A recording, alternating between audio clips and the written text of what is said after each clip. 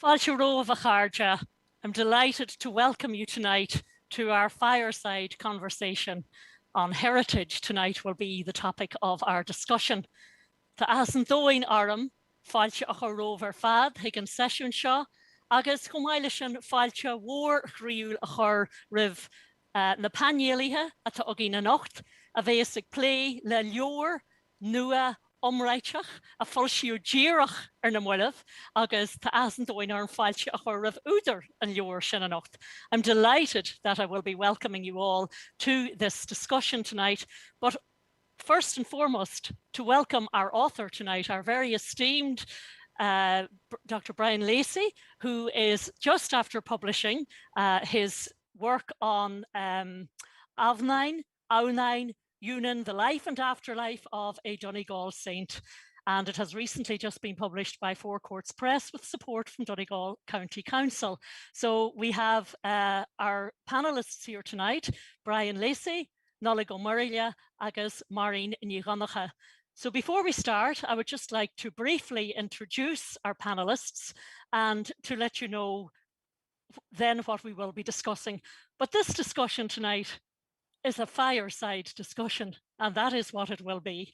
And I am going to let this really direct itself because we are in the company of three wonderful scholars who are well able to conduct this conversation. I think the problem may be that we have to put an end to the conversation at some stage. So I'm really looking forward to a very invigorating and insightful night where we will find out more about this wonderful publication that Brian has just brought to our doors, literally, and we are so delighted to have this, especially in this commemorative year. So, díreach dús bhhaid an couple of focail ra faoi na panéalaithe atá agin na nocht, agus tá sóí mé le Brian. So Brian Lacey studied archaeology and early Irish history at UCD and obtained his PhD in the University of Ulster for interdisciplinary work on St. Colmcille. He lectured at Magee College from 1974 to 86 and later set up Derry's Heritage and Museum Service between 86 and 98. From the mid-1970s, Brian directed a series of salvage excavations at sites mainly relating to Plantation, Londonderry, and in 1980 to 83, the Archaeological Survey of County Donegal. From 1998 to 2012, he led the Discovery Programme in Dublin, an institute for advanced research in Irish archaeology. Now retired, although clearly not retired at all with this wonderful publication to discuss tonight, he still lectures widely. He is the author of about 15 books and many research papers, mainly dealing with the history and archaeology of counties Donegal and Derry in the period AD 500 to 1200.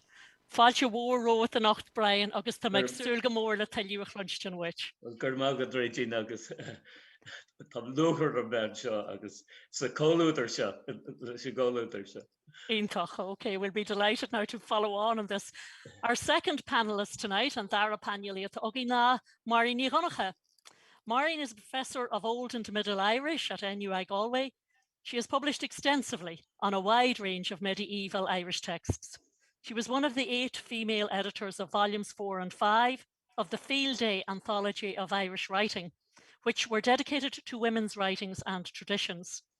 One of her research interests is early Irish law, and her doctoral thesis was on Cain Adamnan, a law text ascribed to Adamnan, of which we may hear more just a little bit later on, and we're looking forward to hearing much more in the context of our discussion. So fáilte mhór rót a nacht a Waireen. And our third panelist tonight, Nollaig O'Murray. Nollaig formerly lectured in Irish and Celtic Studies at Queen's University Belfast and then in the Department of Modern Irish at National University of Ireland, Galway, from which he retired 7 years ago. I love these retirements because these people don't ever seem to retire, thankfully. Among his publications are a 5-volume edition of Dúilteach Mac Irvishi's Great Book of Irish Genealogies, an edition of Taig O'Keelnain's account of the exile of the Ulster chieftains, the so-called Flight of the Earls in 1607 to 8, and several articles on the Irish place names and medieval Irish manuscripts. And if we were in any doubt about Nollaig's retirement, Due for publication later this year is his re-edition of the Annals of Clonmacnoise. So we're delighted that this scholarship is continuing and that we have the advantage of having access to this scholarship in our discussions, and especially tonight. So we have a short time really to discuss a very broad and very detailed topic tonight. And I want to start by asking Brian, as our esteemed author, to answer just a few questions, Brian, if you don't mind. And the first, I just want to ask you, who was Adovnan? Who was he? Just basically, can you just tell us? Well, Regina, if you don't mind, just before that, I want to just congratulate the organisers of the conference, which I've been dipping in and out of, and thanking particularly Malachy O'Neill for his invitation to do this tonight. And can I say, my first academic job was in Magee College, so I have a very particular connection with that institution. And I dedicated the book, I just want to say that I dedicated the book to a colleague of mine who was a great friend and colleague all the years I worked at Magee, Frank Darcy. And Frank was a lecturer at Magee at the same time as I was. And actually Monday is the anniversary of his death. So I just would like to kind of remark about Frank and about my connections with Magee College. But Adovnan, who was Adovnan? Well, he was a Donegal man, we have to say that. He was a very important Donegal man. He's noted, of course, he's mentioned all around the county, and of course the cathedral in Letterkenny is dedicated, the cathedral in Raphoe is dedicated to him. There are all sorts of football teams and all sorts of things that are named after him. But I don't think an awful lot is actually known widely about him and why, if you like, his name figures. And yet he was really an astonishingly powerful and interesting and influential person. A great writer, we'll talk about that maybe later on. But I suppose his most important role was that he was the abbot of Iona. He was the 9th abbot of Iona. And interesting, we don't know anything about his life really until he's well into his 50s when he goes to Iona. And we don't know anything about or very little about his earlier life. But it's only when he goes to and takes over the responsibility of running the monastery at Iona and is the 9th abbot. And he kind of, I think it's not unfair to say that he sort of revolutionizes Iona. And, it had been very important before that, but he makes sure it's really important from then on as well.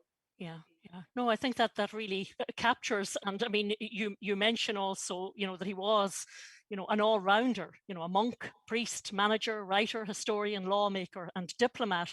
I mean, all those roles for somebody who created such change, and as you say, who revolutionized in his own way by being through his period in Iona as well, and subsequently. So, I mean, it's clearly a very timely publication. And maybe that's really brings me on to my next question. Why a book about him, and why now? What really inspired you to do this at this particular time? I know there are many reasons at the moment, and we've commemorations with Colmcille and that at the moment, but what inspired you to write this book? Well, I think like most people that write books, they write them because they want to read them, and as nobody else has written them, they just, it's left to you.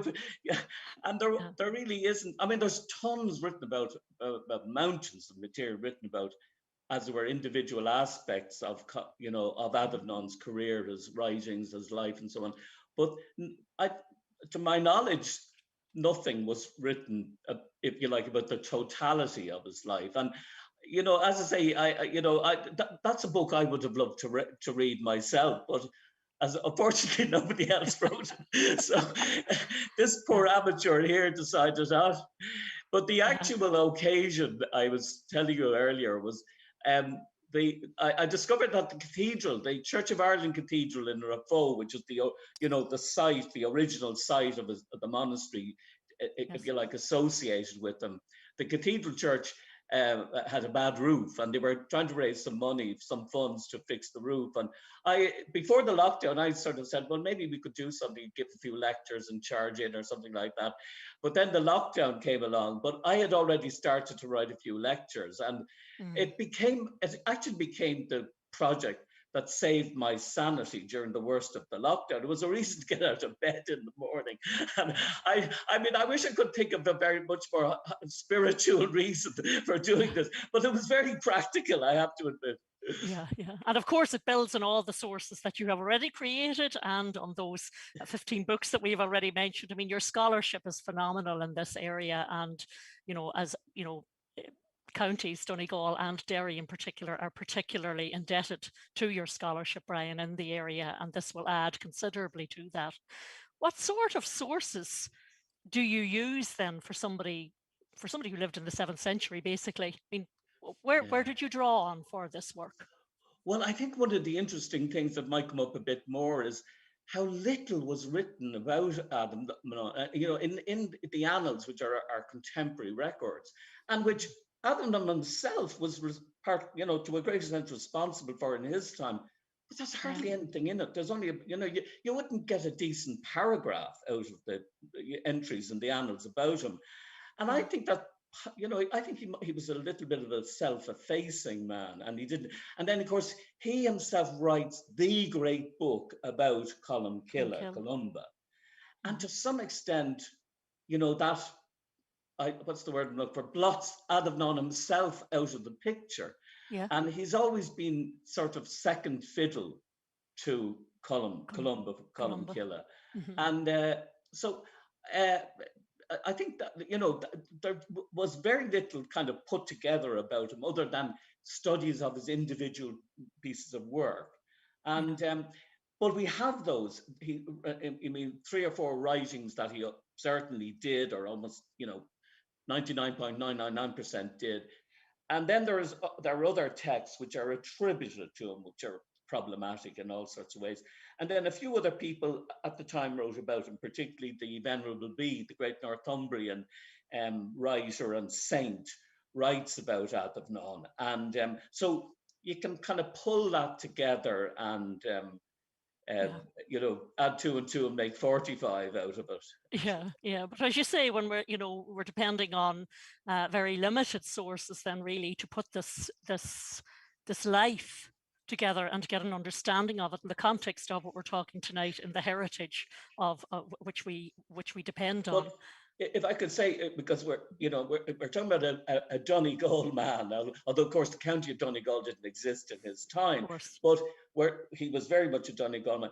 And one of in terms of heritage and history, Donegal is one of the places for which we get very early records in a way that you wouldn't have, say, for the other end of the country, Wexford or something. I don't need to run down it. But because of Colmcille and his monks going to Iona, and then they're beginning the recording of Irish history, the very beginnings of Irish history.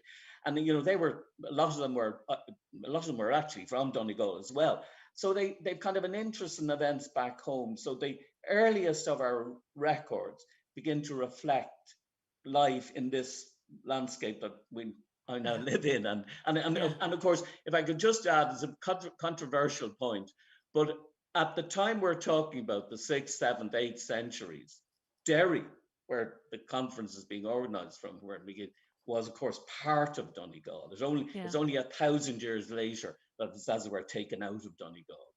Yeah.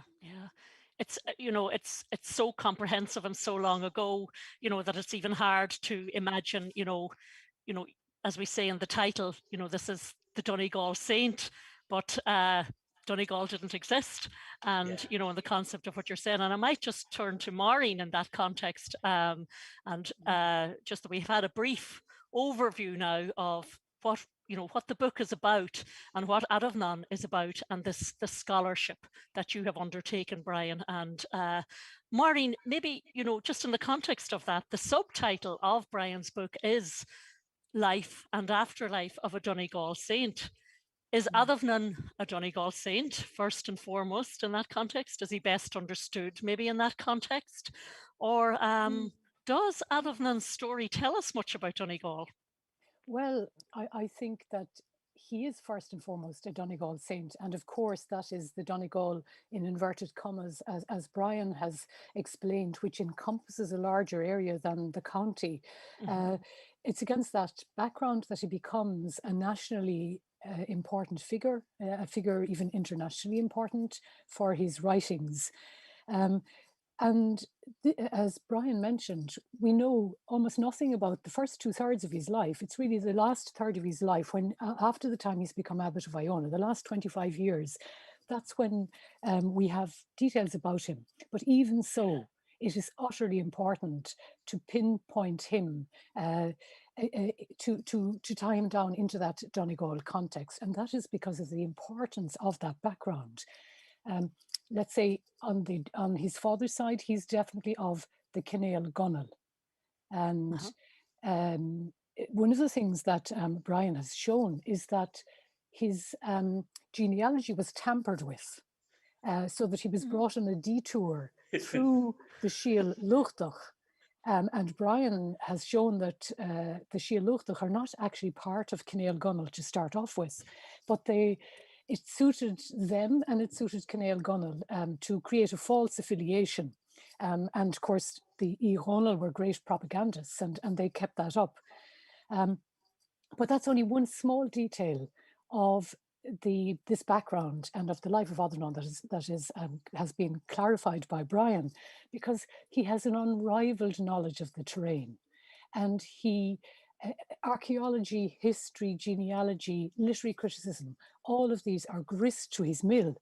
And I would say that few regions of Ireland, I can't think of another region of Ireland that has had the kind of attention that he has given it, as you've mentioned, Regina, in this very long series of books and articles. Um, so that, and he also has something that I find in reading this book, that I get electrified by at points where he goes from the panoramic to the close-up, or vice versa. And I would like to give an example. And again, it's partly answering your question, is Adamnan a Donegal saint? Yeah. Because Brian explains that the Kinnail Gunnel, they didn't originally have the whole of what we know as Tír Chonaill, say in the modern usage, but they originated in East Donegal, in that area, Yeah. in the Finn Valley. Um, Yeah. and they expanded out from there, southwards and westwards, and north into the fauna of the peninsula as well. Mhm. Particularly in the time of the king Éad Mac Anmhíreach and his sons and grandsons, and even into the time of his great grandsons. And one of the things, the kind of the pinpointing now that Brian pointed out, is that if you look at the sobriquets of Éad's sons and grandsons, it allows you to plot the directions in which the Kinnail Gunnel were moving. And this is, let us say, in before Adamnan was born. Adamnan was born around 620, maybe 625. So, for instance, one of the grandsons of Éad Mac Anmhíreach was Fergus of Faunad. So that kind of shows where the area he was associated with. Another is called Alil Flaun Assa, and Brian points out that he's named for the famous waterfall of Assaroe. And so that's proof of their expansion down south. And then in a juicy footnote, Brian points out that this waterfall was one of the great wonders of ancient and medieval Ireland, but was destroyed in the 1950s to facilitate a hydroelectric scheme. Something like somebody like me, an Irish person, wouldn't have known, Yeah. um, Yeah. there's the name of a great grandson, Conall of Ken Maher, indicates Kinnail Gunnel power expanding into the area west of Mulroy Bay, Right. west of the Yeah. Fauna Peninsula. Mhm. Yeah. And the name of Éad Mac Anmhíreach himself ends up as the name of the barony name of Tír Hugh. So Brian, Mhm. he mulls over these fine details, and this allows him to speculate with authority, even where there are Mm. gaps in Adamnan's biography. Yeah. So, for instance, he argues against the received view that Adamnan was born down near Drumholm, close to Donegal Bay, and he would say that it is far more likely that he was born in the area of his mother's people, the Canail Neana, up near Raphoe, the monastery Right. credited to him later, though he didn't found it. Yeah. And he notes, for instance, that Derry and Drumholm are the only churches mentioned in Adamnan's Vita Columbae. And Brian would say that these mark the northern and southern limits in Adamnan's day of the Cinel Gonel. And then for Brian's panoramic observations, I'll just mention one. Yeah. He notes that the frequent flooding of the Finn River led to regular deposits of fluvial mud, and that this improved the soil along the banks of the River Finn, and this was the basis of the wealth of Cinel Gonel, their wealth and their power. Well, Maureen, yes. Sorry to interrupt you, but I really should credit that note to some of Nulloch's former colleagues. It was the original Ordnance Survey that noted that back in the 1830s, the deposit of the mud. Yeah, but these connections that make the picture so incredibly rich. And then Brian adds to that his other observation that this is why the area was then planted in the 17th century. And the English settlements and the changes in population, this led to the dislocation, the cultural dislocation led to loss of knowledge and destruction of monuments in this incredibly important center of the Donegal, the larger Donegal area, and the area out of which Adamnan comes. And it's against that background then, as I say, that Adamnan becomes that's what fuels him wherever he was educated. We don't know, but all of that is behind him. It was behind Colmcille, though not to the same degree, but they are both of Cinel Gonel. Another correction that Brian has made is that Adamnan is not the ninth, but he's not eight. Is it 8 of the 9 abbots, Brian, were believed to be of Cinel Gonel descent? Supposed to be, yeah. But now, as Brian reviews these branches like the Cinel Duach, these are people who were absorbed by Cinel Gonel or affiliated themselves to Cinel Gonel.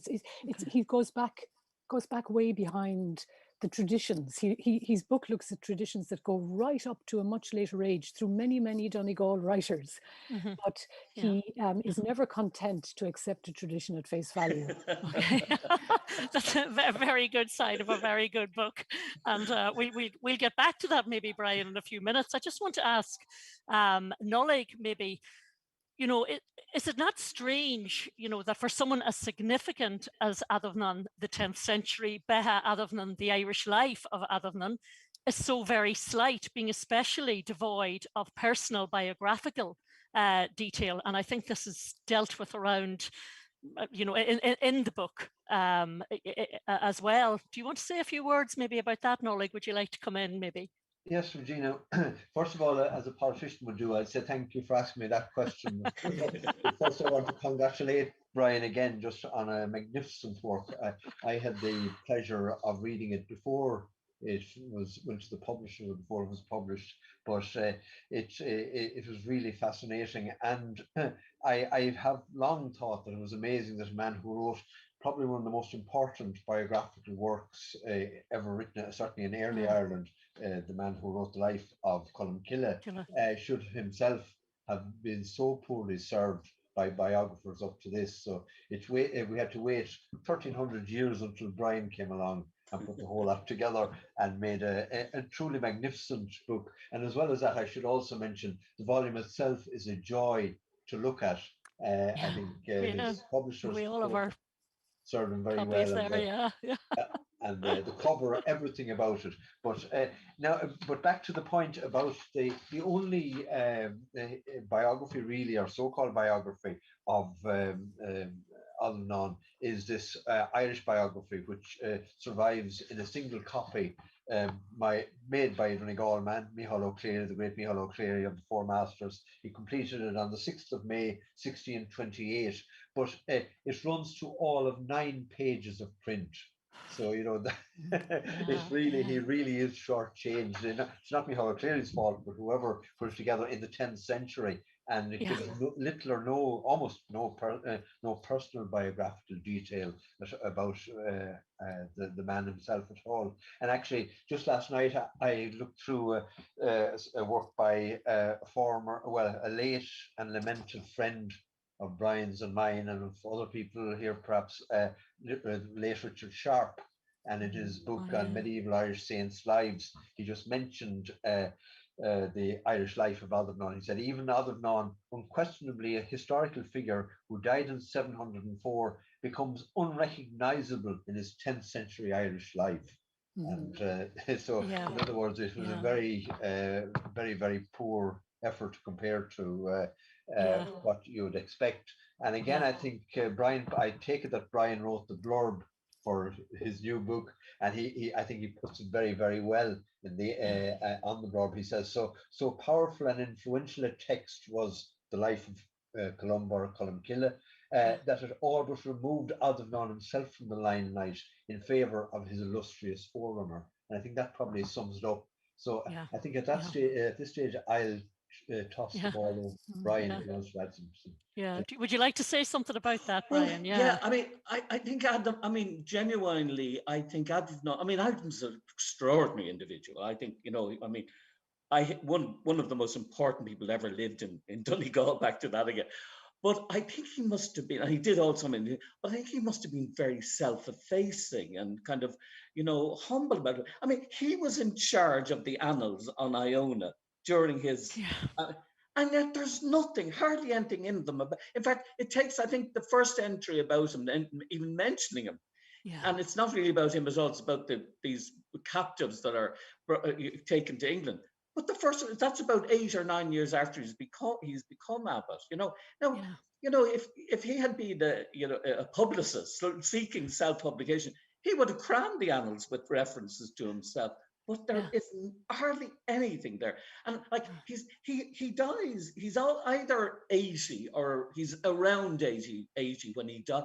Now that was an astonishing age to live to in the early Middle Ages. You know, so I think he must have been. I mean, you know, I don't want to become his publicist, but I think he must have been a very self-effacing, you know, shy, whatever person. He certainly doesn't. And I mean, that comes to the Vita Columba when he deals with the vaguely controversial things like the Easter controversy. I mean, he doesn't kind of lay it on thick at all in the way that, as some people have pointed out, the Venerable Bede does, you know.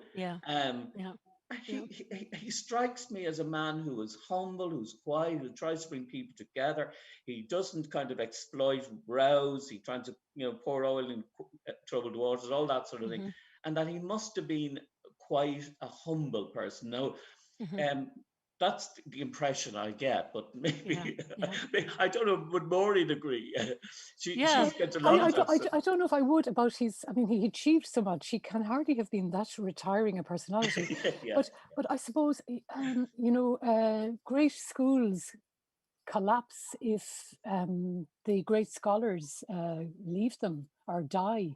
That's one thing. The other thing is most of the the lives tend to be of the founders, don't they, rather than of the later the corpse of the founders. So that might have been a factor. And the monastic attitude, as you say, Brian, you know, that he can hardly have been very interested in publicizing his activities in a self-aggrandizing way. But and then there's also the fact that, you know, that great library in Iona, what happened when the community removed to Kells? You know, what impact did the Vikings have on the traditions of the Columban traditions and keeping them going? There are hints.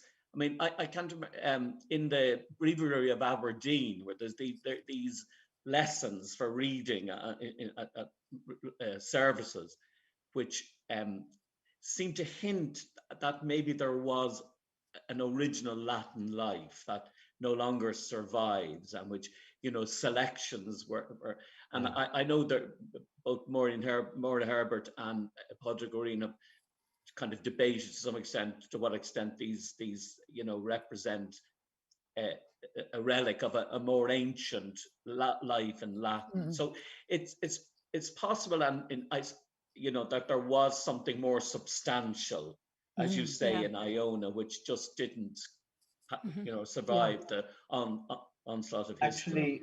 Actually, Yeah. Richard Sharp makes a comment as well, though, which ties in with that. He says that it seems that all the saints for whom lives exist belong to an early period. Only a few seem to have lived after about 640. So whatever the reason for that is something that we worked Yeah. in more detail.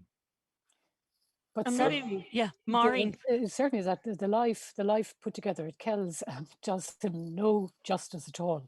Yeah. It's an appalling farrago of. So would you say, Maureen, then that maybe he was extraordinary, judged by the standards of his own day, perhaps? Oh, I think he was. I would agree completely with Brian and Nullig in estimating him as extraordinary. I mean, I think he had an extraordinary combination of gifts, intellectual, social, no doubt physical even, to accomplish all he did, to make those, extended journeys by land and sea late into his life. We only know what he accomplished in the last 25 years or so. What else did he do? One would wonder, what else did he do? What else might he have written that hasn't survived? And if you just kind of track what he did from the time he became abbot, these are major achievements. If he were an academic writing up his achievements for the year, he'd come off with flying colours. From the time he became abbot in 679 up until his death in 704. In that period, we have him. He goes to Northumbria as the royal emissary to bring back the hostages taken by Edgefrith, the Northumbrian king. He goes because probably because of his links to the king who succeeded Edgefrith, Aldfrith, whom he seems to have mentored. His tradition isn't that right? Describes him as the Dalta, the alumnus of Ardhavnon. He made other visits to Northumbria. He enacted the law of Ardhavnon, which must have taken a huge amount of preparation and networking. He was an incredibly good, an amazing networker. Yeah.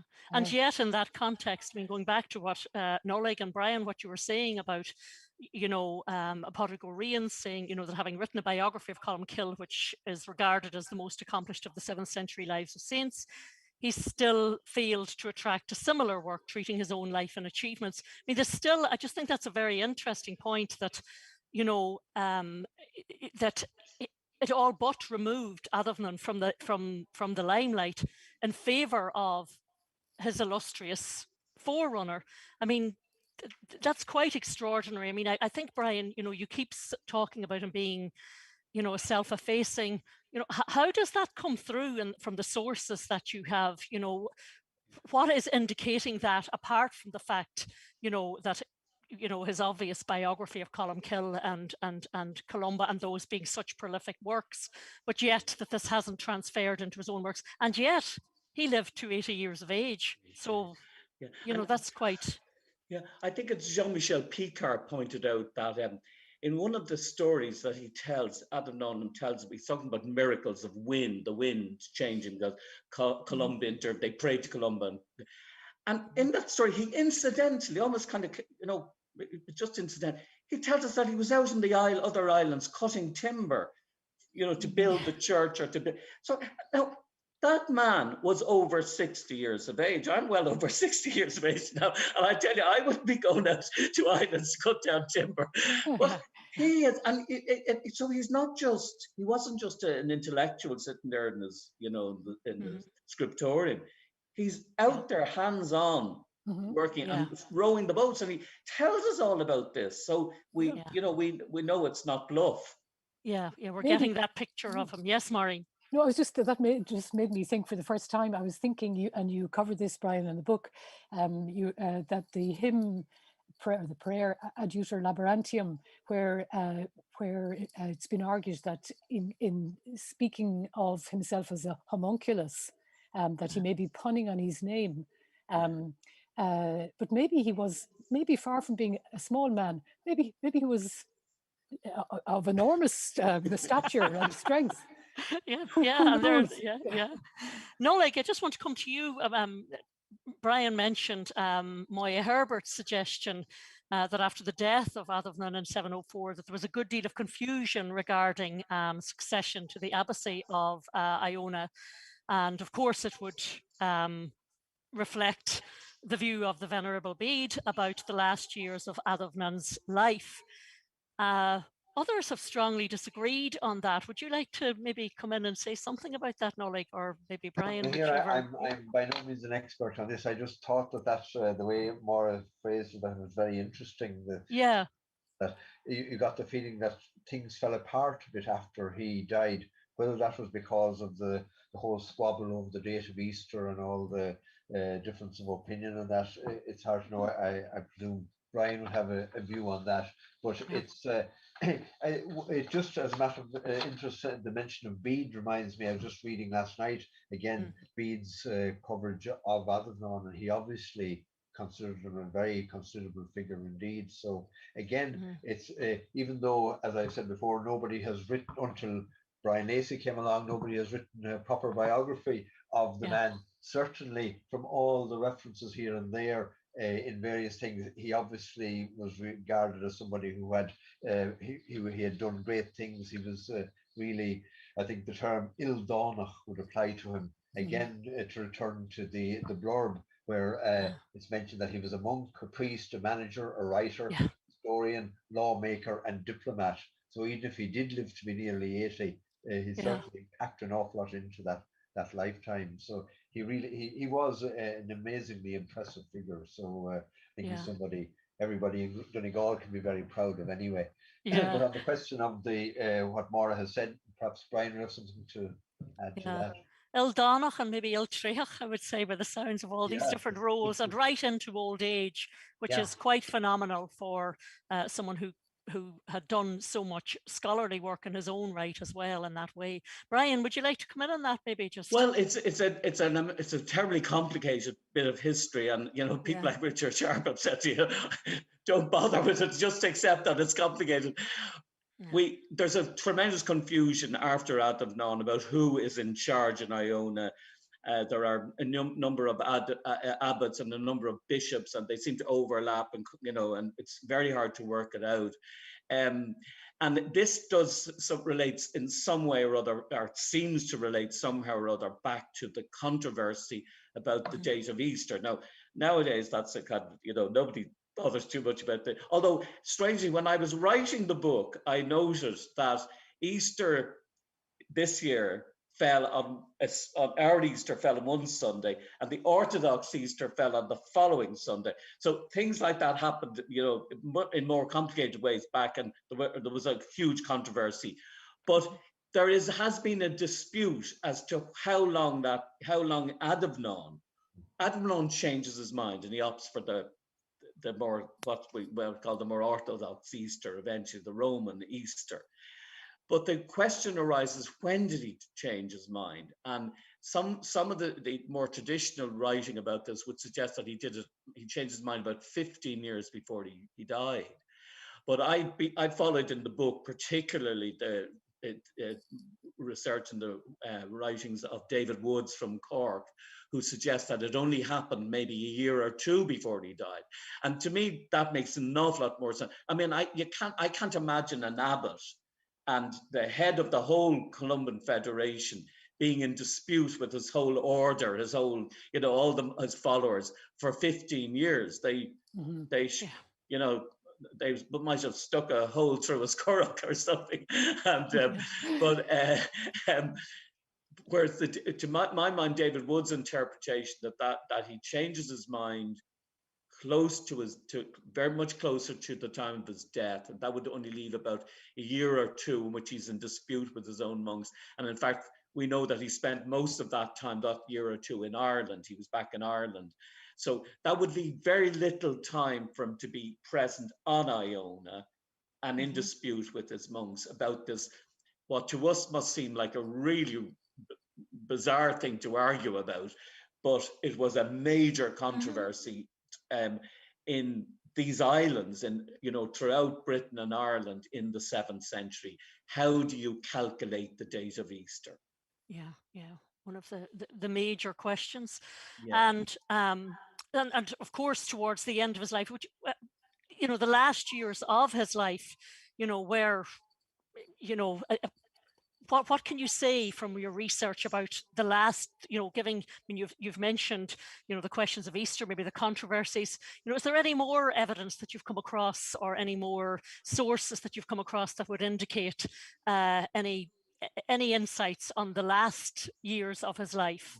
Well, again, following David Woods, he argues that it was during that last few years that he writes the famous book De Locus Sanctis, the guidebook to the Holy Land. I was saying to somebody recently, if you think ancient history is just ancient, what's been going on in Gaza for the last few weeks? And Adamnan wrote a book about the protection of non-combatants and a book about Palestine.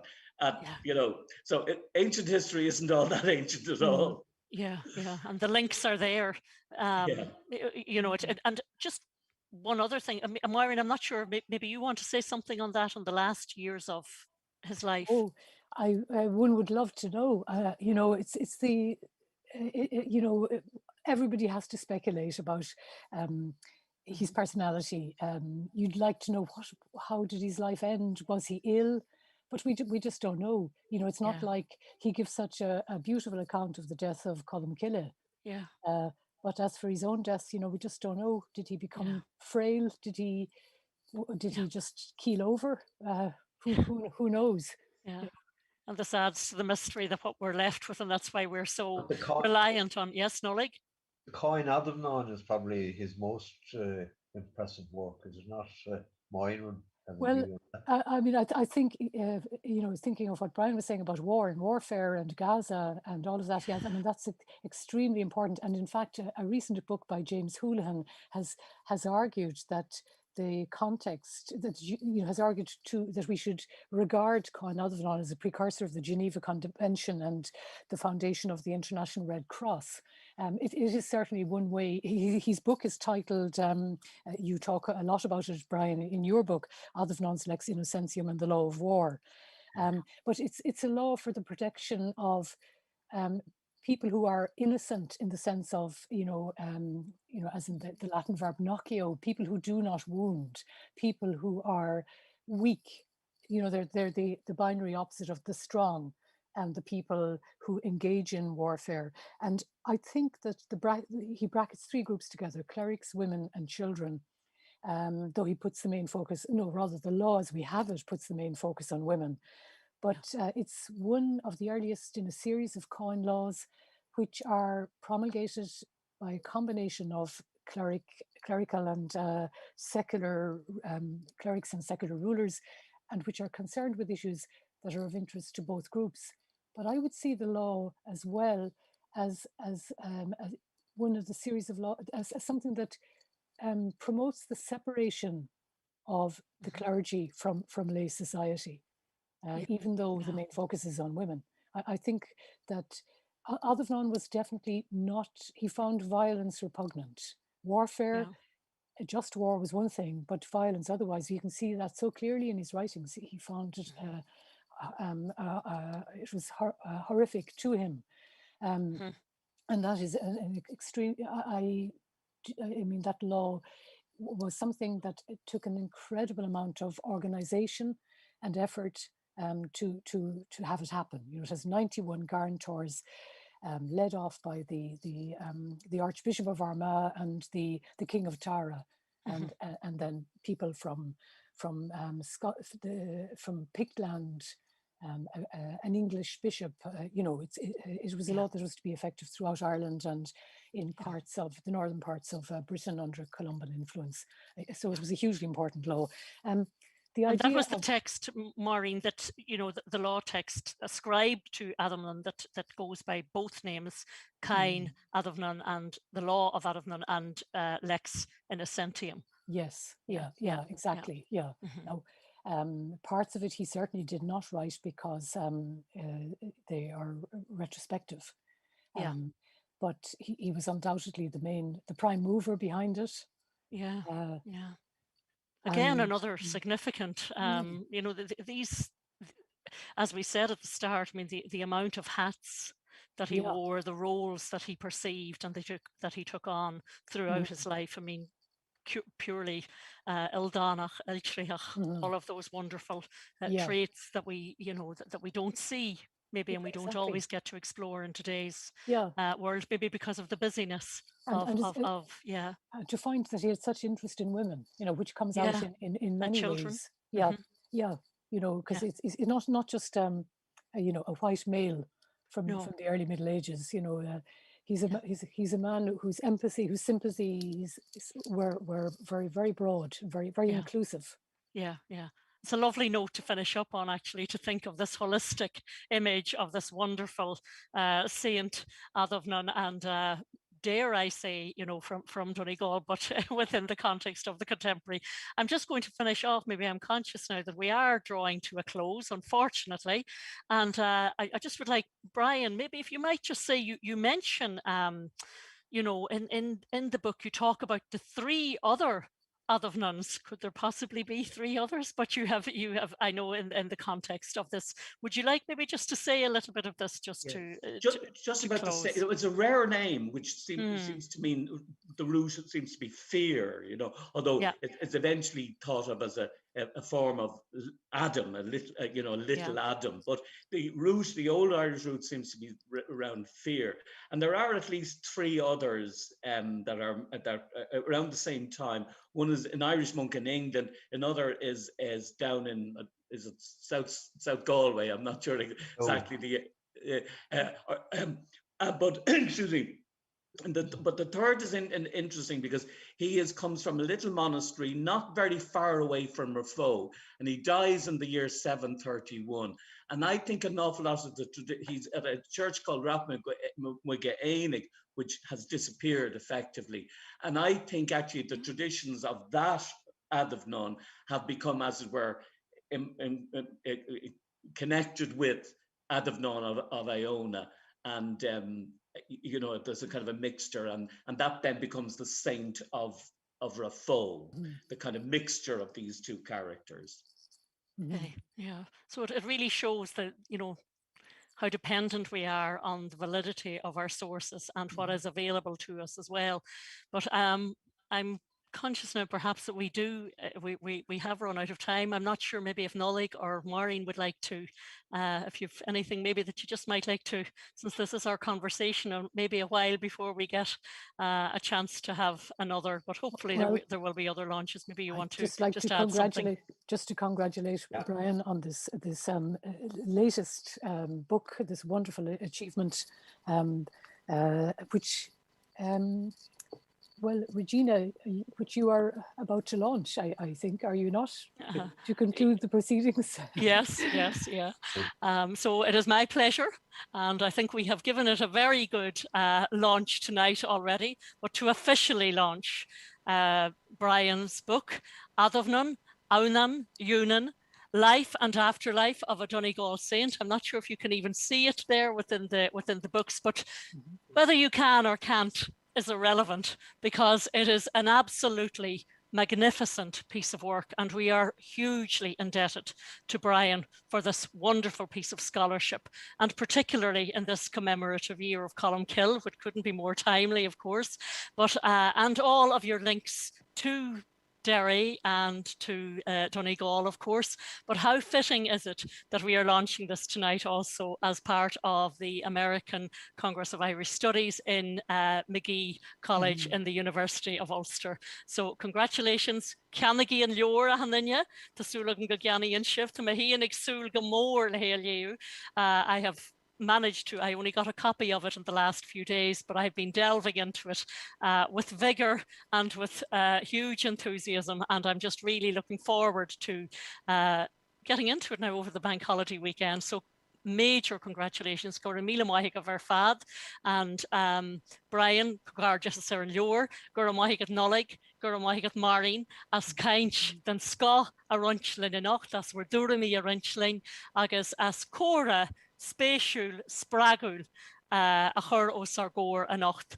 I would also just like to thank you all for joining us tonight for this wonderful discussion on this piece of scholarship that Brian, yet again, as I said, in retirement, that this is the level of scholarship that we are still privy to. So it is just wonderful, Brian, and I wish you many more years of this type of research, and that of which we are very, very grateful and indebted to you for. I would like also to thank thank ACES, to thank Malachy O'Neill, the Provost of Magee College, for providing us with this space tonight to be able to discuss this piece of scholarship, particularly as part of this conference, to thank the University of Ulster, and to thank Donegal County Council for their support for Brian's work as well. And Brian Beecher, the Moenrod Brescia the Ratchagathian. I'll give you just the last word, Brian. Just gur míle mágad to hain Regina agus de Morin agus de nolag the talúcar ar gur bhfuil sé go bhfuil an leabhar an saoir Gera agus gúil sé seolta so gur míle mágad. Gur mágad ag funte seo ba rá go leiscil nolig. Yeah. I'm just saying Colgardicus Brian and gur míle mágad Regina Freshen.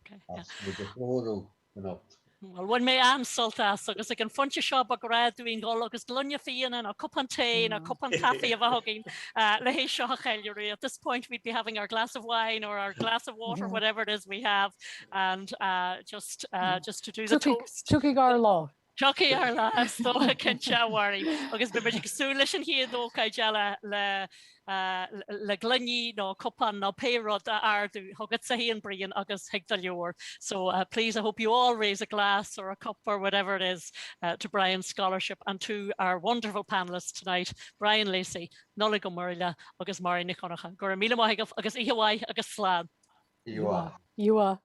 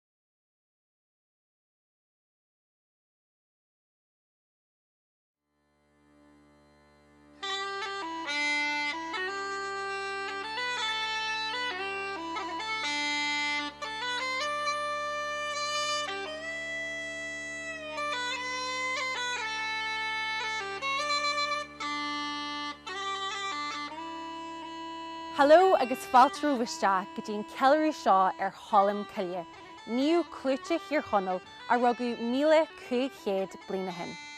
Dar leis an teanachais gar do Loch Gartan in Nunnal a rugu a tógu agus a fuair Colmcille a chud scoilearta. Fisar muid scéal Colmcille é héin, an tálas atá agin ón stair agus ón villages agus an tairt a bhainean leis an bhirt acu sin hon léirgus a eil ar an chineal duine a bhí a Colmcille agus an tionchar a dimmer sé ar híní an seán Éireann agus in Alban. Rahamidir aistear ar chlí Colmcille, aistear lean ceol ó raníarta agus scéalaíarta, agus chuireann muid fáilte romh teacht ar an aistear sin linn. Tá man seo ag ard oglis níu Aunan agus Columba ná Colmcille an seo i litir canan. Tá iad de Colmcille granta ag gloch na hard oglis seo, a ceir bheith Colmcille.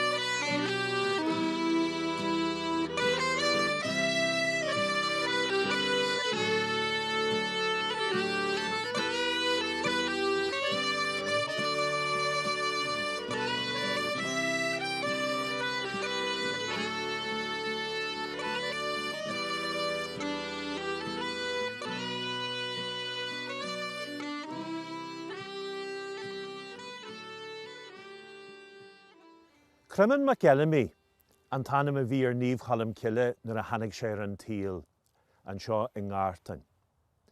Creidtar gur an seo ag leachan chuaigh a tháinig sé ar a tíl. Felimi MacArgasa bhí mar athair aige, flight a chuid cinnal chonal, agus ethna a bhí mar wathair aige. Nuair a bhí crimen ina gasaróg, chuaigh sé ar altramas ag crit na hain. Sagart a bhí na chónaí in nire ethna, nó cilmhicrénan mar a thugamidéir sa léta nniuan. Agus nuair a bhí sé ar altramas ag crit na hain sin, dálam sé chuid mhór na rudaí a bhíon de dhí ar gcuine óg. Dálam sé an scríbhneacht, an fanaracht, agus na scileanna eile a bhfuil dhí ar leith óg. De réir scéile agus de réir na tuairisce tá fáite gin ó bhaine sí ghónail, bheas dia nach raibh an tanam crimen rá orsteinach don gasar níofa. Crimen ar 9 cílíonn sé sionna. Agus deirtear gur chur dia é an intin na buistí a bhíú ag súgrú le crimen, colm a thuirtear. Agus is sin a fuairmuid an tanam Colmcille. Dan colm tomult an sin in nire ethna le crit na hain, agus níos foiide non chuaigh sé a ré go mai bhile a tá níos se gundaí an dún. Áit an nearna sé staidir le finian, agus na dhé sin chuaigh sé ré go dtí manisteir chlúite clún irid a gundaí na mí.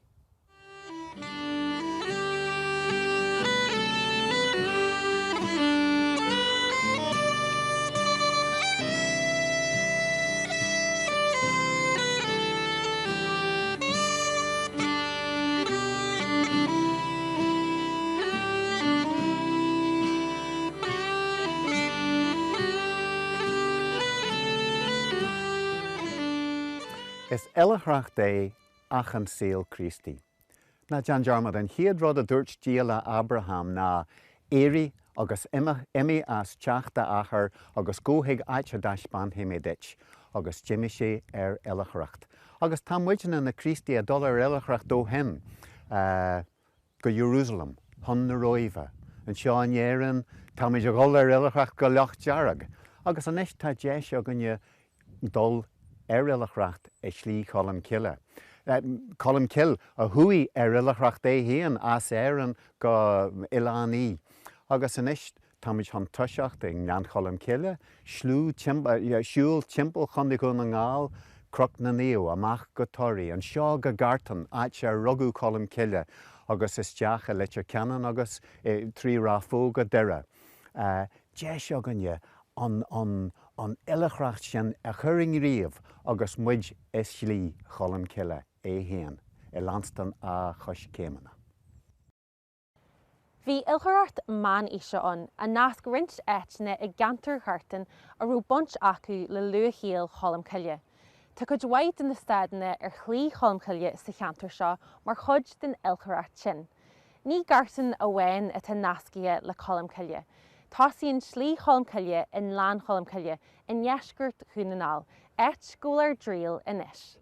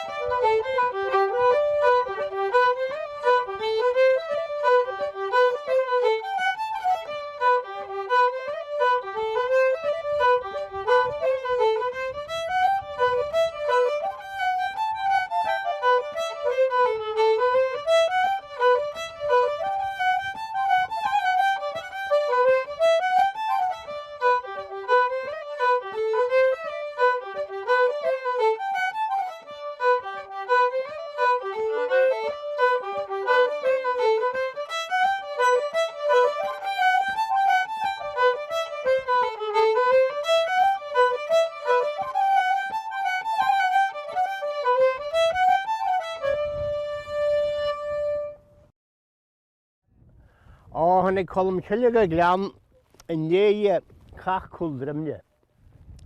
Nee cachcul drimne hannig garhas mór. Dúr a hannig se go trí head dunne marúar fáircin air. An san náam sin bhí fearna ífan na chonaí ar anis morí dag geal mortathar. Agus sin chóirleag mortacht dá go gaithse I bheith duine far báas a láisin ar fáircin air a chóir sin crístaíochta agus éáil a chaigrí le sinna dhéanú. A bhí do bháine churemnaí ar. Bhí álas a gur cantar bháin éing na paraistebag. Nar bhamnaí níú páideach I díomh, agus bu dhéana teangleán.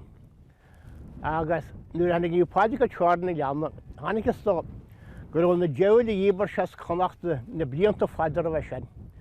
Dan sé tras na baigún na ngáil, agus gur sé na gcónaíonn sa lean, agus gur ceád ríochta fa hiúdífa. Nuair hanig níú páideach eagla sé teirna leanna, dúir sin láisin bhí sé géirí sean, go mó fear ág go teach na dhé, mó cuasaige díbert chur na hansper do bhásta teanleán. Agus le éidir teanachas rinn fin mó cúil rinn sisin tainegras an chialan céanna. Lá dúiltín clúte brenn, og leis tehan sa lean na dhéile deag. Chur seo intas mór ar fin nuair a hanig sé gur dúiltí a chuú leis tehan sa lean. Chur sé gáda na bhéid go sé fasa scéal, agus hanig is an láisin, go mó fearm teachta mó cuata léige ruige chur na hansperid. A nuair hanig Colmcille go dtí tearna leanna, a thiú seal charad an nóin. Bhí ceád ríochtar thiú leanna an nóine, agus caiú séad agus marún séad fear de bhánaí Colmcille. Bhánaí Colmcille séad, agus chaith sean séad trasna stehan sa cheá, agus bumuide chuí séad a dalú, hanig blá blas ar a séad agus dás crán colmam. Hanig níú Colmcille hanig sé trasna nóin stehan sa lean, agus bhana sean talú, agus ríiseach a dia, gléasachar a díbrethú na hansperid a mhan sa lean, agus hanig sin chuide, chlách glas géar go bun agus clog. Thosaí Colmcille chathán chlách glas rabais agus bhí fáideach mánaí bhfuún chlog.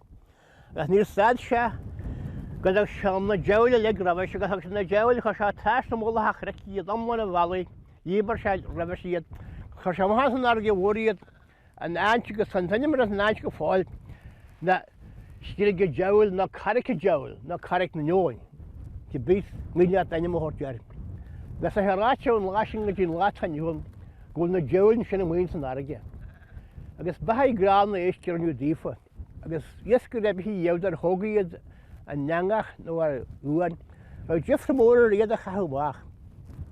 Ach tíirú bunú helan, fáideach an idirh a ggéascras an cheann lenne le srúlínta gur runtíún se dífa. Gus gur sinna iad na runt deil bhí hí na bredan na mhaile a línta. Gus na cnétarí báachta, gur gur an ceartachú. Is trua gan mé I gcóin agatan, seachtain nó go góir sean máling tú. Me se gach neon fes a seolach go tealach dos mé fa buint gná, faoi hór an anmála seo. Selín marún, marún is marún gan hunn le íalagain, scórí do chrí. Tá chalín bogí san seoil farc mai físeí, not an na chúls níl linne mer araí. Sílan sí féin go bhfuil spalpark fedaí san sean leor de tré far ar bíí. Selín marún, marún is marún gan hunn le íalagain, scórí do chrí. Nuair a hiigem mún slíamh gus clíamh den bónearam, síam sa síos bín fucht agus tar se chorm. Se dúir John ar nach clíamh gan stiad a do bhrat a gom strúach an do ghial, ba cír faoin jod a gom. Selín marún, marún is marún gan hunn le íalagain, scórí do chrí. So Elín marún, Marunus marun ganun nagayalagan skori dochri. Lannan slí Colmcille in Lan Colmcille, Balla Churis Colmcille, Turis it mar chud de chudishin ladger ilchorata unvanis. Well, Inchman means we're all the same Sinesh. Now, my lahar Tinesian, Tossinsha, Harlan Chennig and Ugly Swalda. Agus agus an all the Tathan Head, Stat and Shenesh, agus an all and Chenach will a crush, and Moloch and Chen. Nies a Balach and Shan, Line Hagan to that, agus Tras and the Harter Hool Shan, we could eat Moloch and crush and Shan. News and Shan, could you nacho and shaw, well, ta.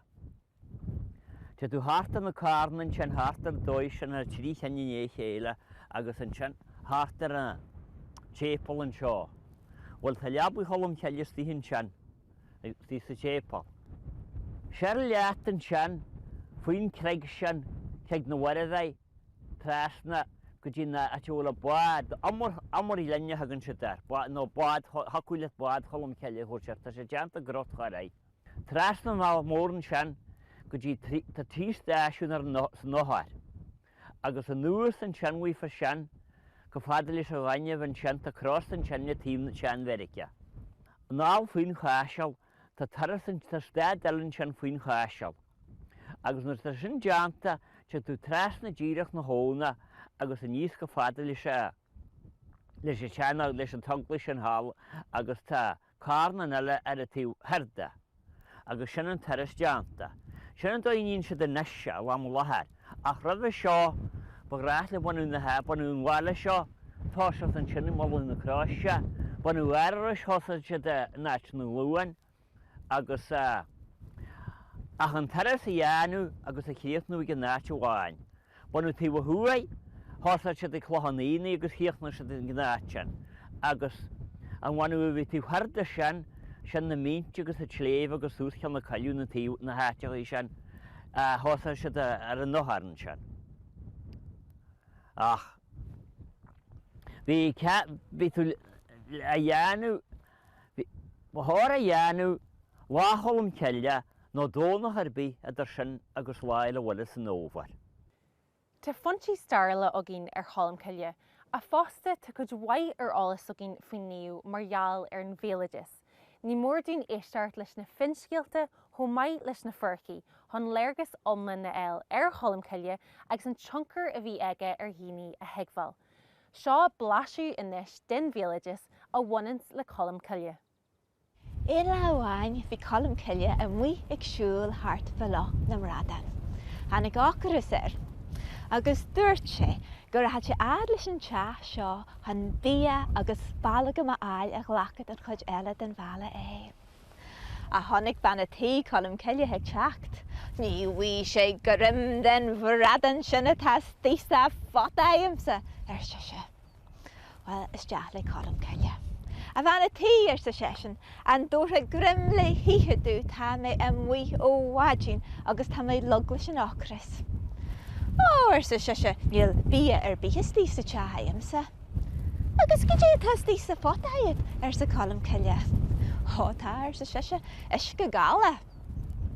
Chunta Colmcille agus sesin ag gála má fríide dáras. Mar a ró bradan an, go ró bradan an. A ma tá bradan an, ná ró bradan an go jo.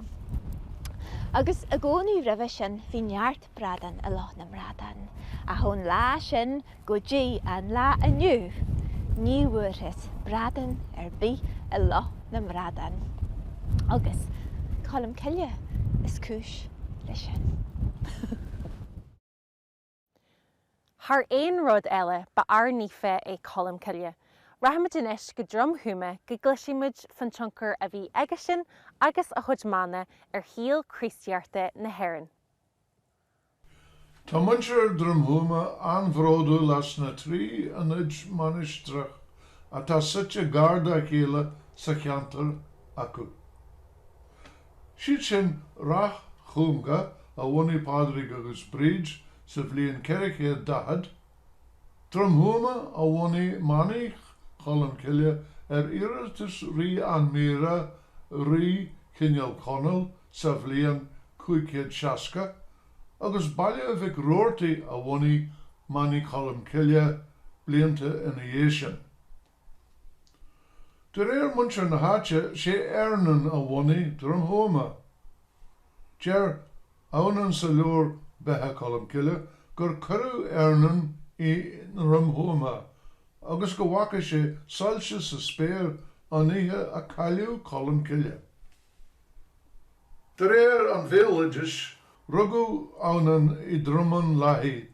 Master gur chaise tamil í dromthóma mar bhac léinn sulla neathí sé go Helaní. Sé Colmcille a rinne cóp gan chead de leor na salam de chuid Inian. Dír finian an leor agus an chóp a thuirt ar eastá. Thug Colmcille an leor dó ach ní rúise sásta scarú leis an chóp. Curú an cheist fí fráid cuairt na mréamh. Sé an brethe tugadh ná. Is lé gach bó a lí agus is lé gach leor a chóplóir. Is an sin na hála cach I gúldrefne idir arm an ardrí agus lucht leanúna Colmcille ó cinneal conal, cinneal carpra agus cinneal óin. Buach arm dhearmada an ardrí agus Mariú móran. Carniú an leor I scrían luchhar airigid in uamh atá fósán fi chimmerce chlán vic roirtaí ag manister baile vic roirtaí. Sé lábhscríbhinn simplí atá an. Tugach an cachach mar go mbeadh sé go tabhairt amach as cóir léachra I gcónail lá an chacha chun iad a spragúg. Tá clú ar néamh fud na héireann, fud na halaban, beidir go bhfuil beidir níos mó ná seaca agla é seagus manistracha in Alban atá ceangailte le scéal Colmcille, níor bhunach an néamh é héanaíad. Agus túisceart na hasna freisin, agus ar a móráin scapú scéal go mór an leabhar seo machasúil den lábhscríban a rinne scríomh anán néamh anán a adamhnán timpeall 700 numar sin, agus sin batha Colmcille nó I láideann Víta Columba, agus an lábhscríban sin mar hampla tá an lábhscríban seo an fear lábhscríban, tá sin leabharlann san elvéis, so scapú a scéal ar fud na móráin. Go mór tar éis an leabhar sin scríofa ag ann, agus mar a tharlatá leabhar agam héin scríofa faoi ann ná néamh. Ach caiil faoi lábhscríbhing, tá go leor den na lábhscríbhing is táhachtaí agus is simú as éireann ceangailte le scéal Colmcille. An lábhscríbhing is sinne atá againn ná an tanamatá airnis ná an cahach agus cóptain na Psalms atá an. Agus deirte gur scríomh Colmcille héin an leabhar sin, agus ní féidir sin a cruthú nó ach béidir gur scríomh sé, bhaineann sé an amsir an am ceart, agus tá sé cuimhne níos sa leabharlann den aca de bhríoga maiile clia agus tá sé le fáil. Agus mar hampla an leabhar darú mar hampla an lábhscríbhing ítach álinn go leor pictiúr agus rudaí mar sin. A rís is as manister a bhí ceangailte le cultas Colmcille. Is hasanna, an lábhscríbhing is táhacht ó hasanna the Lindisfarne Gospel, so scé Lindisfarne. Lindisfarne sin Ilan bog taobh le, well, cúpla garda an car Newcastle upon Tyne, agus rís manister a bhí gaeilta le Colmcille, bhí ceangailte le cultas Colmcille agus mani ó Ilaní í Colmcille a bhunaigh é sa céad áit. Agus mar hampla a beidir an lábhscríbhing is mó call in Europe Major. No, the Book of Kells and Lear Canish, agus an tanam eile tar lábhscríne sin ná suscéil Colmcille agus. So tá go leor den lábhscríbhní is mó agus is cáiliúla agus is simúla ceangailte le scéal Colmcille agus le cultas Colmcille agus leis na manisteach Colmcille.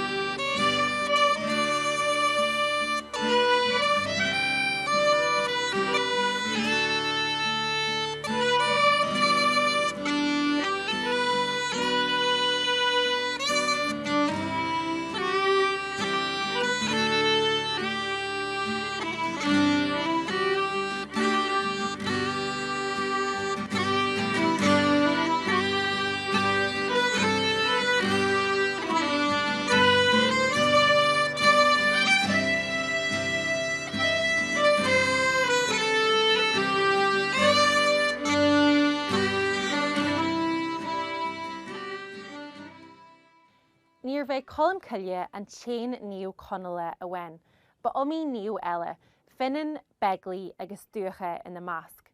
Tá croc an I maithir ruirtaí dar banim croc na níu in ómas stífa siúd ar fad, a go dé an scéal tú hir de aim an chric sin. So tá an seothar croc na níhanis agus de réir teannachas seohanna ar hasí níu Colmcille siar a ghlapolas an stade. Níu Colmcille agus níu beglí agus níu finan agus níu dúach agus hanig sé go dtíon cantar seo agus bhí sé géirí chrístiatar de steige a lean thoirí, bhí toirí fír háhairt as an am sin. Agus rinn siad cinniu etrú hen, cibí acu a chaithú bachal sa acu steige toirí gur sin an té a bheit an chrístiart go toirí. So náhar sin hoisí níu finan ar dús agus dúirte sin le a chuidú hen agus le chuidú dé a haid má wahal go toirí agus haid an bahal a haide se go toirí chu se Sir gydí hwyl se cyrg mel na ffarigi am hyn as finan ar an alcara tá muid an ar I rúan sin agus hannig isci mahas an hirgan sin agus an taborn sin go fáil. An sin na dhé sin bhí níu beglia agus dúirt níu beglia faidir le a chuidú hen agus le chuidú dé ra haid mar chrasin go toirí agus chaise an chrasin agus haide hain chrasin go toirí chu se sir ríist agus hetse dolatha begli agus bhui sin adla dolatha begli agus hóg sean tampil sige an sinna dolatha begli agus in na dhé sin bhí níomh dúach agus dúirt ní dúa paidir sige sin faste agus sin paidir dúirt se ná le a chuidú hain agus le chuidú dé rahaid má chrasin go toirí agus chaise an chrasin ach ríist haide hain chrasin go toirí bhui se agus hetchastí elan dúhi ar húlanis ba finne agus bhain níu dúa heiste elan dúhi agus hóg se tampil sa gan sin.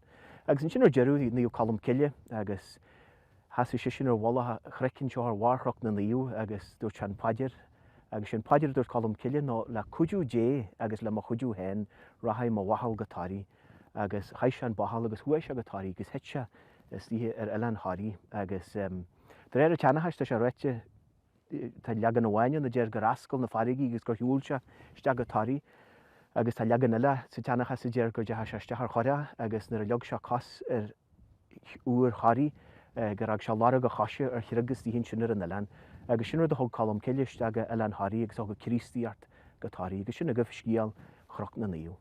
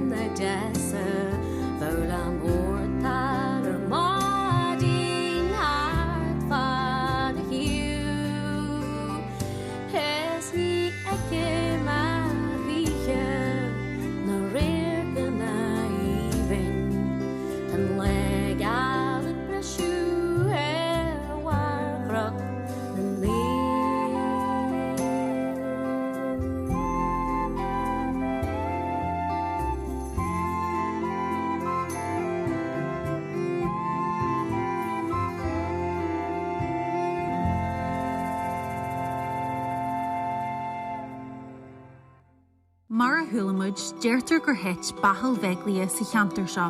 Et bhfuil teampall thulathe beigile inis ahar gurrid ó nál cara.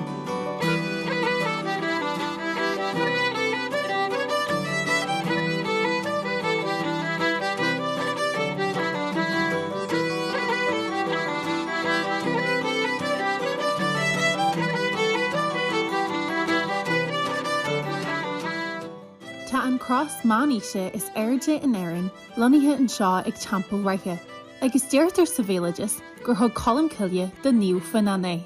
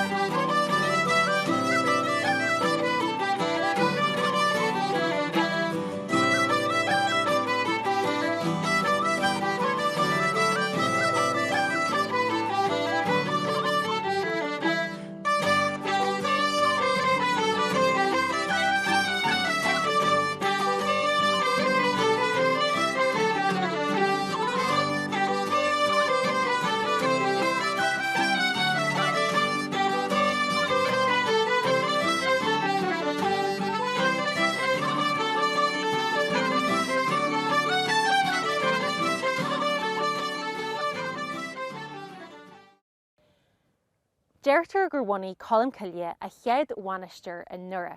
Tá tionchar saige le brath ar aim na cathair fiú, dúire Colmcille.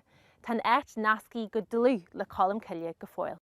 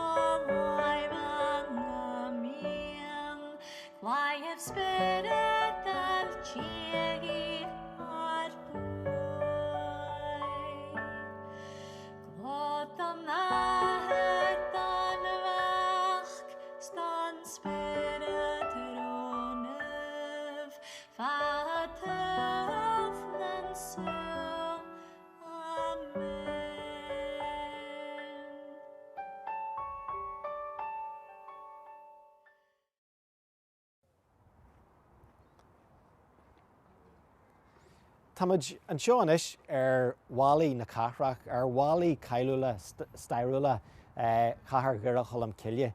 Agus tá sé táhachtach go maran an tradiisiún aglasta sin leistí do bhálaí na cathrach. Tíomh hirdíam an seo tá aglis níomh áhaistein. Agus creidir gur tógu an aglis seo ar an láthair céarna ná inta congaracht don láthair áit ar bhainaí Colmcille a chéad bhainisteoir ná an chéad aglis an seo in nua aithníú an tam sin mar an dú réglis ná an aglis gu in amsir Colmcille. Mar an tradiisiún sin agus an táhacht sin leistí do bhálaí na cathrach, tá an láthair seo mar chuid de chlí Colmcille ná de camínú Colmcille, agus is ón láthair seo a thug sé faoin dúchlan an creidú a chríomh scílú le pobl níos leithne an seo in nua agus a bhád i géan fásta ar náide nuair a thuaise go Halaban. Bhain Colmcille héan le Cineál Conall agus an riamhí ar Cineál Conall an tam sin na Mac Ainmhire agus bhrón rí Cineál Conall Mac Ainmhire, bhrón sé an talú seo ar Colmcille ar waithe le máinisteoir a bhhainú an seo in nua Colmcille. Agus léiríonn sé sin an caidrú idir cursaí Christiachta agus cursaí cuachta agus an táhacht a bhain leis na caidre folitiúla sin ó thuasama. Bunan aim Colmcille leis an cathair seo go fáil ar náide, agus is cosal go raibh an níomh ón áit seo in sa bhliain 563. Harla cá cúil drefne, cúpla blian ribh sin in sanát bhfuil condí cligí san am láthair. Agus is mariaal an bhaint a bhí ag Colmcille le conspuid agus leis an chaach sin a dimí sé de réir chuid de na sainolaithe. Má léamaid batha Colmcille agus a bháclaí adamhnain hían is ifrin in alba oman ná go rimi Colmcille mariaal an bhuairt a bhain le cúisinaí an catha sin a sligach. Dar leis an bhéalagus nuair de Colmcille dure staidse sa trúh in ina seoin.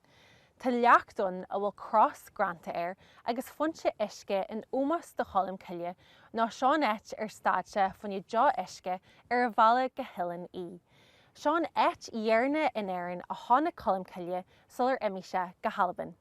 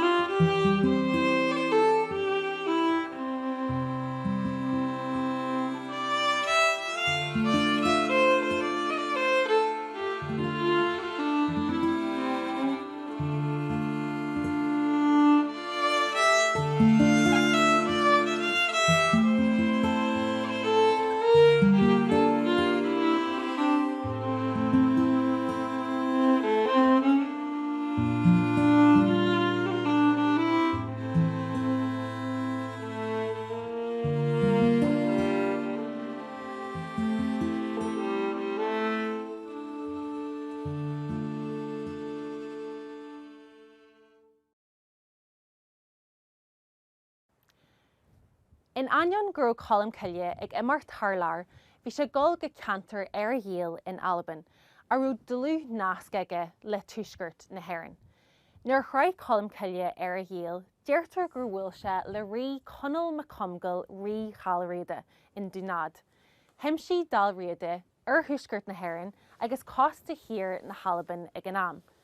Ní ra 3 mhíle idir Éire agus Alban ag an funse is gura. Lór muir ar a héal Gaelic a bhí ionta costal le Gaeilg tuisgurt na hÉireann, mar sin ní raibh aon aibe na cumarsaide idir an 10 phobal do bhair. Fiú sa leith nniuhan tan chumarsaid adrein ionta first margheall ar na cosartaí idir Gaeilg Olú agus Gaeilg na Halaban.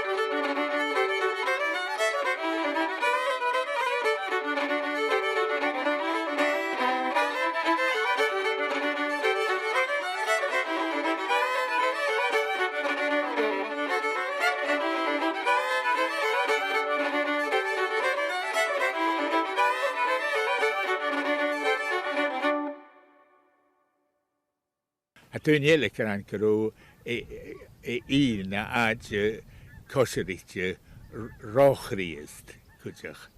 Agus mar sin van ne keeltich va kretje van en kreeste tjane sin kutjach van furach dlúl is ne teunje agus fiachen in tjundan ag de kretje kriest. Ach, ha misjes myndig an jeche de giele agus aile chaya de vulle agus de gi agus den ik heens na manach en de manich war lees tier an en elenie agus rutte hos een riris kan begorga wie go vater fawa nach fechtige in tulli agus sang machine an en heen ha kwach sin agus kwach cool in ha agus had de kranke genate sin nach vechige in der vater fallaf me jees agus een over sin hosig steeg manach en ik an en nie rut hacher ri Colmcille zeker o dunje is hennig is je agus agenen nuv agen na jonan has een kran ris va gutje chorus kiet blienes je na appe an een elanie agus skriesen vita Colombe be Colmcille agus bha agenda ag héin ag Ionan agus haisat ha mórant yn y sgilch yn y i se Sean over ag héin bhad ach se ryd cwtr mach wrth fa sy'n agus ar o hias ryd ag brian yn no ag moddwag agus mar sy'n gas Colmcille mór an as enyamele na sosco I can eile bacin an ná beic an am sin. Ach cwyw Colmcille se dwnia mór y fawn agos dwnia enyamel y fawn agos gyda fe croi am I swnio croi ciarst agos mar sy'n sgwyl yn crytiof an yn ar y gael agos fan y bete fec na manich fa gobel eisiau bete croi y fachga fi gait y geri tra agos y gwrni agos fi gait genig trasg agos fi gait y dolomach agos y coltach gyrwad y sein na salam yn fat hwyl y fa agos cwrawyr fi gait y mach sy fwr agos na sesach mar sio agos y gwrni agos sein na salam yn le cheile machan sy'n ysgu fat môr yr enafian cwtach fi achga agos ha coltach gyro ech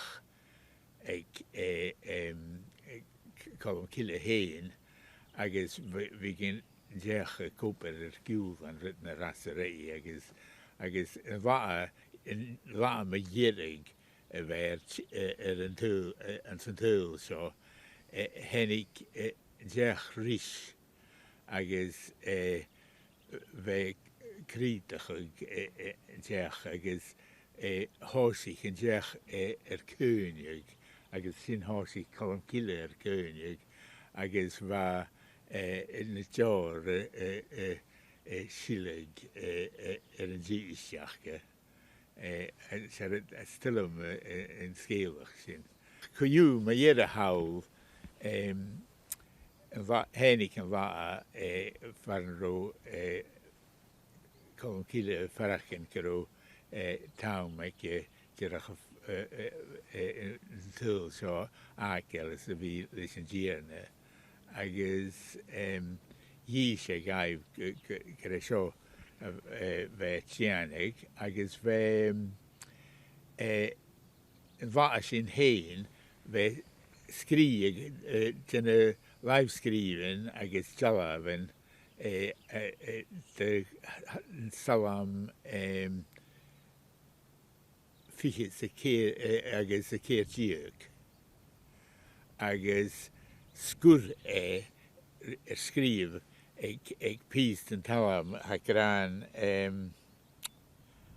ach oras yn y yeras yn tirna cha fi mai bi y agos lys y sy'n ga yn salam sy'n agos chai esteich agos fa ty tyn y gyr fa afrin achga agos hiwle ag yn altar yn eich sy'n agos coi ceir fichit sech diog agos mar sy'n ga gilib a prisiau lein agos ha i haas na unod fara fel ilerach agos örig agos unig a yaneg.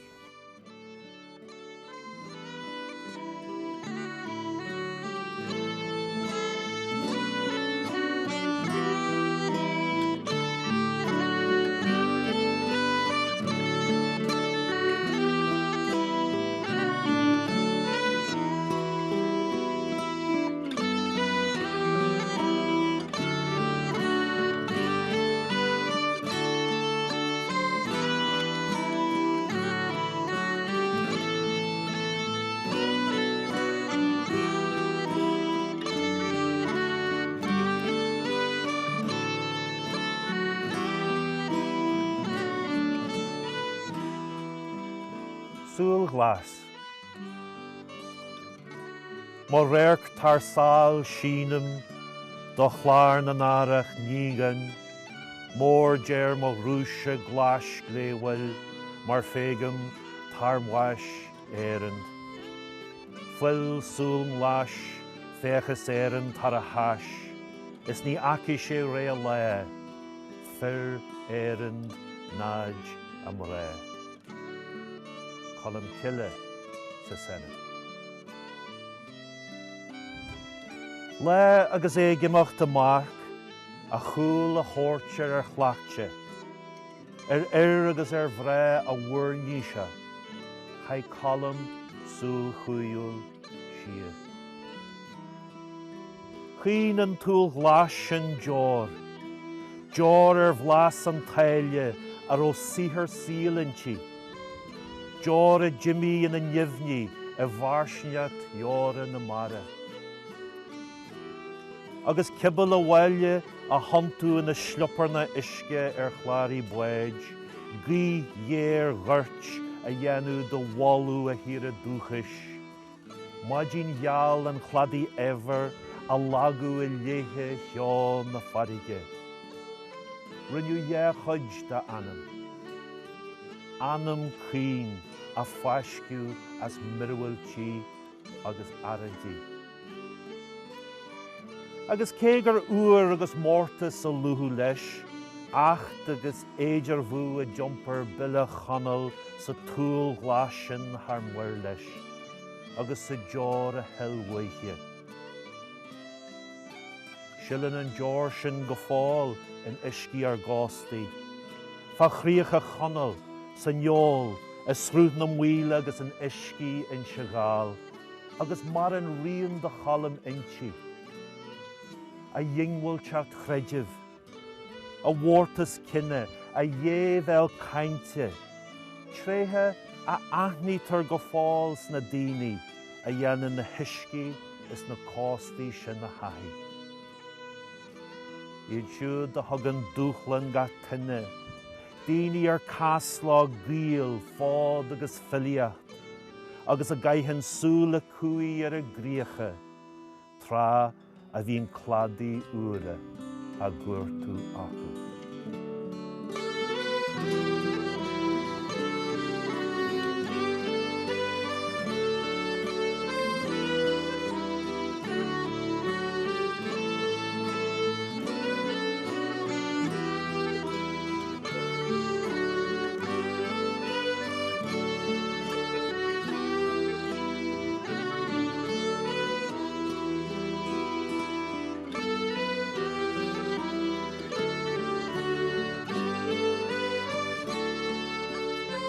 Ó Ghartain go glan Colmcille agus ó thura go héir a dhéal céir bheith Colmcille. Conna le craife, ceolmhar, cruithaithe, cindána, cróga agus cuirta a d'imar tionchar ar chreidú, stair, litríart agus féiniúlart na nullan seo, agus a imríonn tionchar orainn go fóill.